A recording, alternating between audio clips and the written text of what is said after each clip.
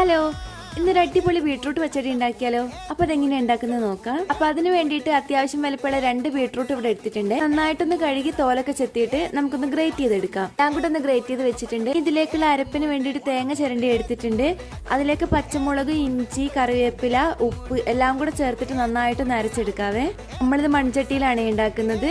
ഇതിലേക്ക് ഉപ്പ്, പച്ചമുളക്, കറിവേപ്പില, ആവശ്യത്തിനുള്ള വെള്ളവും കൂടെ ഒഴിച്ചിട്ട് നമുക്ക് അടുപ്പിലേക്ക് വെക്കാം. 2-3 മിനിറ്റ് ഒന്ന് കുക്കായതിനു ശേഷം ഒന്ന് ഇളക്കി ഇട്ട് കൊടുക്കാം. എന്നിട്ട് ഒന്നും കൂടെ അടച്ചു വെക്കാം. നന്നായിട്ടൊന്ന് ഇളക്കിയതിന് ശേഷം നമുക്ക് ഇതിലേക്ക് അരപ്പ് ചേർത്ത് കൊടുക്കാം. അരപ്പും കൂടി ഇട്ടിട്ട് നന്നായിട്ടൊന്ന് ഇളക്കി മിക്സ് ആക്കണേ.